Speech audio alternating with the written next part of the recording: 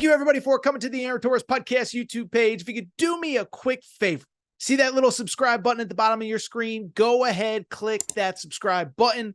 Really does help our channel grow, our audience grow, and I really do appreciate it more than you know. So click that subscribe button. Appreciate your support. Now, here's the video that you came here for. Coach Mike Elko is a first-year head coach at A&M. And so what are the positives? There are none. And here's the crazy part, as we've talked about all fall long. This was the easy part of the schedule. Here's who you still have on the schedule. So you're 1-2 right now. You're not even in the same stratosphere as Georgia, who's still on the schedule, as Texas, who you have to play on the road. You're not in the same stratosphere as Tennessee, who you have to play in a few weeks. And you're not in the same stratosphere as Ole Miss. So that's 4 more losses right there. That's a best case scenario. If everything else breaks right, 6-6. And that doesn't factor in that you have to play Kentucky, who you've lost to 3 times in a row. Billy Napier is 0-2 against. And you still got to play LSU, who we could criticize LSU, but LSU ain't bad. They're not good. They're not great. They're not vintage LSU, but they're not terrible. And so to me, this season is gone. You have lost hope. And the only question becomes, it's a matter of if, not when, Billy Napier is gone. Ultimately, it was interesting. You started to hear some stuff on Saturday night that maybe something could happen on Sunday. I saw Matt Hayes, who I believe is now with USA Today, but longtime college football writer. He reported that something was expected very soon. The On3 Florida site reference the fact that there is a board meeting for Florida and their board members in the coming days. Nothing appears to have happened on Sunday, but at the same time, it doesn't change the fact that something's coming, right? Now, I'll be curious how soon it happens, because at the end of the day, I just don't know why you're in a rush if you're Florida. Like, the season is gone. There is no coming back. There's no saving the season. I know you'd sort of like to hold the roster together, but here's the crazy part. If you wait on Billy Napier, like, are you really that upset about anyone on this roster going into the portal except for maybe DJ Lagway? Because to me, this roster isn't even that close. And so I'll be curious what the time frame is. Certainly think you need time to raise the money, time to get the money together, time to rally the boosters. But at the same time, like, something is going to happen here soon. What's also interesting about Florida, it feels very likely that Scott Strickland, the AD, will be out at the same time as Billy Napier, if not even earlier. As a matter of fact, my first thought when I saw that the board was getting together, remember there's an interim school president at Florida right now. My thought is maybe you fire Scott Strickland on Sunday. And by the way, I'll say it again. I've said it a million times. I'm not one of these guys that won't talk about another man's job. I don't really care. If you stink at your job, I'm going to call you out. And that's where Florida is right now. Their coach stinks. The guy that hired him stinks. And I think you got to clean house if you're in Gainesville. And so to me, that was what was kind of interesting about these Sunday reports. I kind of got the impression maybe it's you fire Scott Strickland, the AD, because if you fire the AD, then guess what? You can get a head start on hiring the next guy or girl to be in position to hire the football coach. Because what you want is to make sure that you have the right person in place to hire the right coach. You don't want to just fire Billy Napier and be all willy-nilly. Then you got to figure out the AD. Then maybe do you keep Scott Strickland? We know Scott Strickland, by the way. I know I'm rambling a million miles an hour, but I'm fired up. But for people who don't know, Scott Strickland is the AD that hired both Billy Napier and Dan Mullen. There is really no track record in the SEC of somebody getting to hire a third football coach. So ultimately, I think the big move has to be Scott Strickland first, and then you go then you hire an AD, then you get rid of Billy Napier. To me, this season's a lost cause. You're not beating Texas. You're not beating Ole Miss. If you get bowl eligible at this point, it's a minor miracle. So get the AD right so you can get the coach right. That's what matters to me. Now, what will be interesting, because it is that time. Billy Napier might not be gone. I don't think it's too early to start talking names, okay? Because, again, at the end of the day, this is the new world, whether you like it, whether you don't. Billy Napier, if you weren't so bad at your job, I wouldn't have to be talking about your replacement. But the question becomes, who's next? And I think the other interesting variable with who's next, remember, we're now in a 12-team playoff era, okay? Used to be a 14 playoff. You wouldn't leave if your coach was in the playoff. Well, guess what? Now there's 12 teams in it. The first round doesn't start, I think, until December 19th. So you might not be able to hire somebody you want until the middle of December. So these are all variables, but at the same time, I promised you to lead the segment. We would talk about some candidates, so let's do it really quick.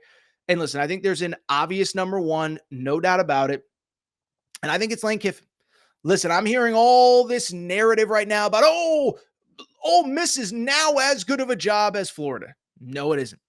Lane Kiffin has made Ole Miss a very good job, but Lane Kiffin could also make Florida a very good job. And the thing about Florida is, listen, there are track records of multiple coaches coming in, building multiple national champions. It's obviously an NIL portal world. Lane Kiffin has mastered the portal. Billy Napier has not.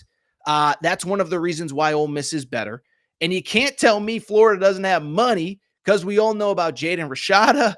We know about some of the things that have happened in Florida. I don't think DJ Lagway is playing for free right now at Florida. So to me, this idea that Lane Kiffin, that Ole Miss is a better job, no, it isn't. Lane Kiffin has just made it a better job, but Lane Kiffin could make Florida a great job too.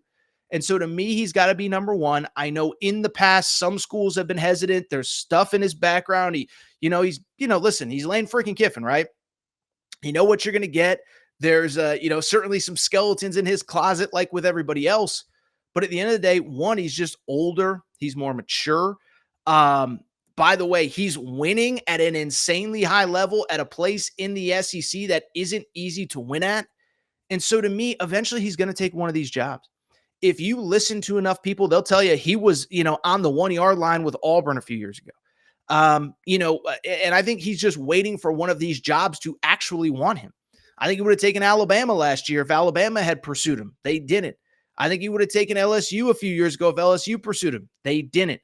So to me, if Florida comes at him right, I think he'd be interested. Now we got to figure out what is his buyout.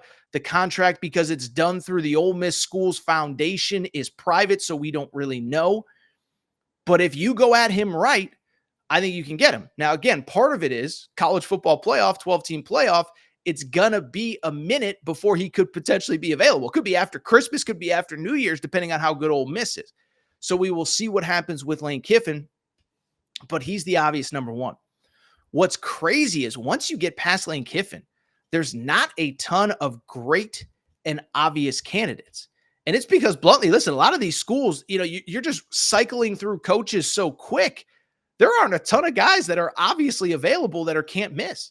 If you're Florida, I don't think you can go the small school group of 5 route after what just happened with Billy Napier, right? Don't think you can go after respectfully, a G5 head coach when your previous head coach, everybody's calling Sunbelt Billy over there. So be curious, do you pursue a small school head coach? Jed Fish at Washington would have been an obvious name, but I don't even know if he's available. Remember, we talked about this when Jed Fish left Arizona for Washington. And people said I was too critical of Jed Fish. And all I said was, listen, you had a team coming back good enough to win the Big Ten or good enough to win the Big 12 at Arizona. You decided to bounce for a complete rebuilding project at Washington.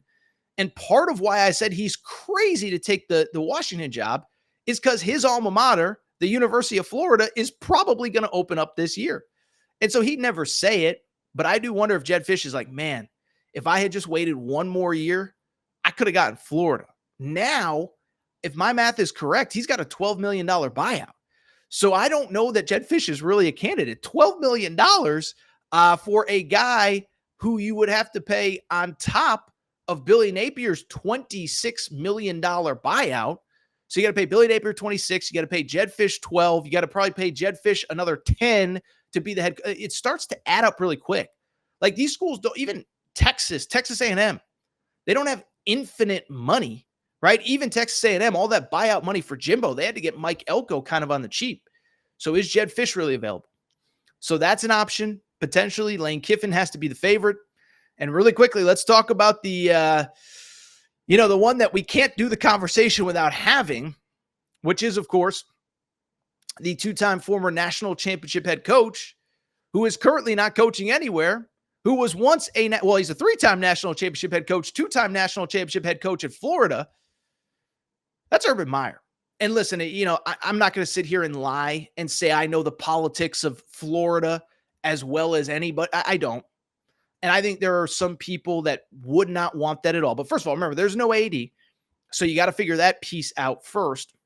Who would potentially be hiring Urban Meyer? Who would Urban Meyer be working with? But I've said with Urban Meyer consistently, the guy right now, let me look at his age. I don't even think he's 60 years old, which is kind of crazy because he's kind of he's kind of looking pretty old. But no, he just turned 60 years old in July, okay? Remember, Nick Saban coached until he was 73 years old, 72 years old. He'll be 73 this year. So Urban Meyer, I still believe, has one coaching run in him for the 4 or 5 years that Urban Meyer is going to coach. And so to me, I think you got to at least have the conversation. You got to at least talk to him. And now I know what people would say. Well, he came up in an era where there was no portal, where there was no NIL. First of all, great coaches always figure it out. Great coaches figure it out. Doesn't matter if they're at a small school, big school, Power 5, Group of 5, whatever. Good coaches are going to win wherever they go. And so, one, I think he'd win. Two, everybody talks about the negative of the NIL portal era.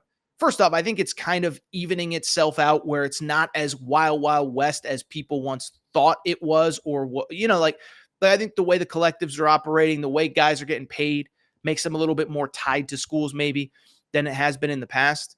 But here's the other thing. Everyone talks about it as a negative. I think it's a positive. First of all, you don't see a lot of good players at a lot of good schools leaving. Like Alabama was kind of an exception last year because they had a coaching change. But even Alabama basically lost one guy that they wanted to keep in Caleb Downs. And so for most of these good schools, if you're rolling and winning, you're not really losing guys that you don't want to lose. Now, you may lose guys on the back end of the roster, but that's not really your problem. You can replace them with better guys. I think Urban Meyer would be great in this era. I would have no fundamental issue with it. But, man, I just sit there and say, I think you got to at least make the call. I know some people say no. I think he would listen. I think he would be interested.